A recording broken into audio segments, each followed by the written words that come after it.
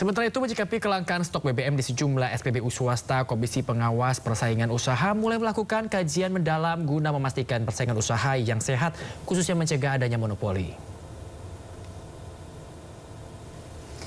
Kepala Biro Humas dan Kerjasama KPPU Deswin Nur menegaskan pihaknya tengah menyelidiki kelangkaan BBM non-subsidi yang terjadi di beberapa SPBU swasta sejak beberapa pekan terakhir.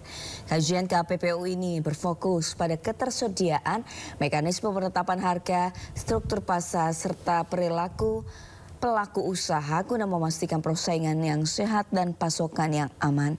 Selain itu, KPPU juga berkoordinasi dengan Kementerian Energi dan Sumber Daya Mineral, termasuk mengumpulkan data dengan memanggil Pertamina serta badan-badan usaha swasta yang menyalurkan BBM non-subsidi.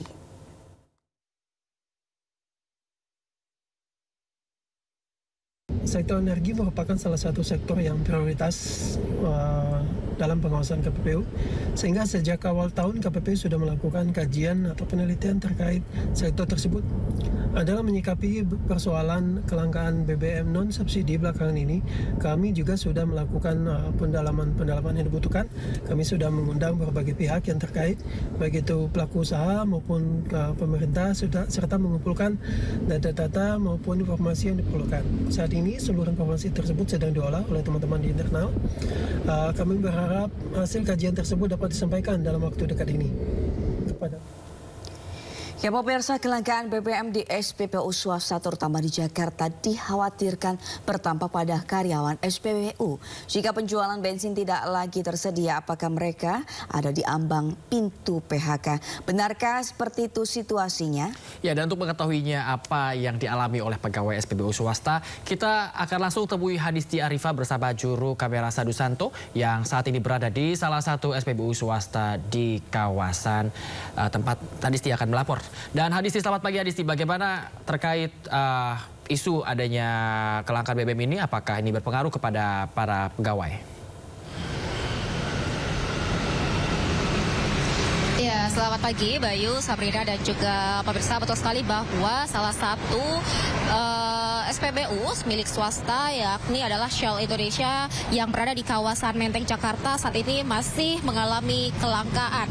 Di mana memang kabar terkait tipis ataupun juga kelangkaan BBM di SPBU Shell Indonesia ini memang sudah terjadi sejak dari akhir Agustus 2025 lalu. Dan tadi dari pantauan kami hingga saat ini produk Shell dengan jenis Super, V-Power dan juga V-Power Nitro Plus ini masih belum tersedia hingga waktu yang belum dapat ditentukan. Dan memang dari Shell Indonesia sendiri akibat dari kelangkaan ini terpaksa harus melakukan penyesuaian jam kerja terhadap karyawannya. Shell Indonesia sendiri memang membantah melakukan PHK terhadap karyawannya, namun membenarkan penyesuaian jam kerja, di mana penyesuaian ini diantaranya adalah penyesuaian jam kerja, kemudian juga mengurangi hari kerja, lalu juga ada yang dirumahkan dan sebagainya. Nah, kalau dari pantauan saya tadi di salah satu Shell Indonesia yang berada di kawasan Menteng, Jakarta, memang terlihat tadi layanan untuk pengisian bahan bakar minyak ini nyaris tidak tersedia atau tidak ada. Namun memang Shell Indonesia sendiri ini tidak menutup secara penuh kegiatan operasional, di mana masih ada sejumlah layanan atau fasilitas lain yang masih dapat digunakan oleh masyarakat. Di antaranya adalah pengisian bahan bakar jenis diesel yang memang masih tersedia.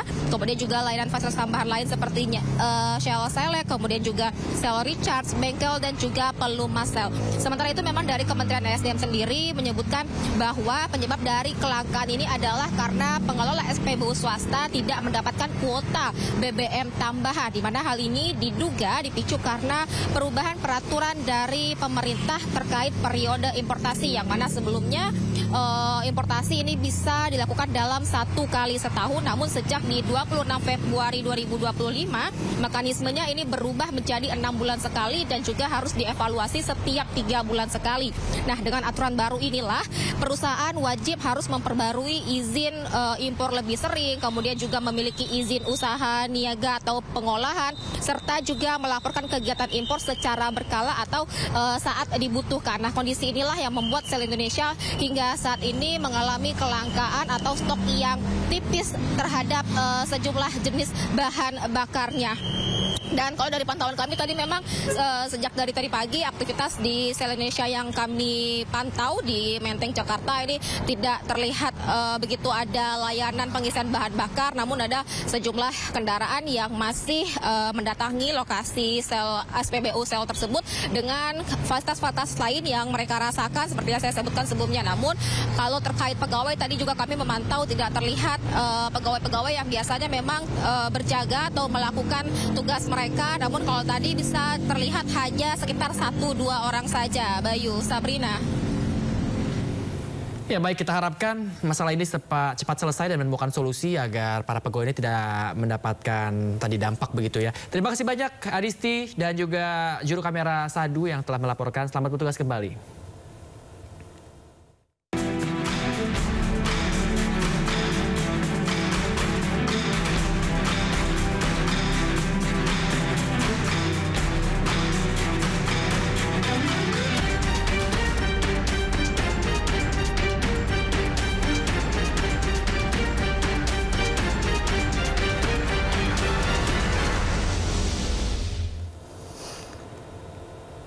Pemirsa, PT MNC Digital Entertainment Tbk dengan kode emiten MSIN menggelar rapat umum pemegang saham luar biasa RUPS LB di A News Tower, Kebon Siri, Jakarta Pusat. Dalam rapat tersebut, perseroan mendapat persetujuan pemegang saham independen untuk melaksanakan penambahan modal tanpa hak memesan efek terlebih dahulu atau private placement maksimal 10% dari total saham.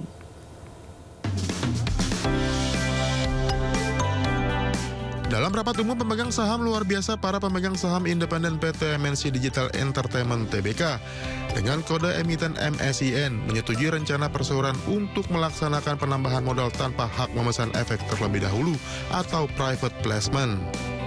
Perseroan berencana melakukan penambahan modal dengan menerbitkan sebanyak-banyaknya 6,07 miliar saham baru atau setara dengan 10% dari total saham yang ditempatkan dan disetor penuh. Dana hasil private placement nantinya akan digunakan untuk memperkuat struktur permodalan perseroan dan menjadi cadangan modal kerja. Penerbitan saham baru melalui PMTH MEDD tersebut dapat dilakukan sekaligus atau secara bertahap dengan harga dan persyaratan yang akan ditetapkan sesuai peraturan perundang-undangan yang berlaku termasuk di bidang pasar modal. Rapat umum pemegang saham luar biasa PT MNC Digital Entertainment Tbk juga resmi menetapkan perubahan susunan pengurus perseroan.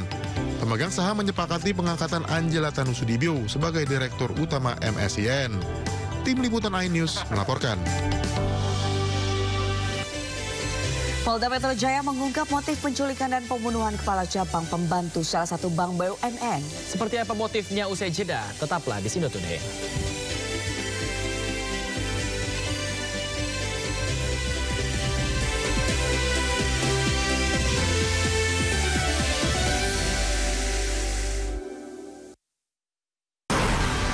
Sumber berita aktual tersaji lengkap di sini. Besok polisi meringkus 7 Presiden Prabowo Subianto berencana menangkap. Pagi ini kondisi arus lalu lintas terpantau dalam keadaan ramai dan lancar, begitu pun untuk Sindo Today.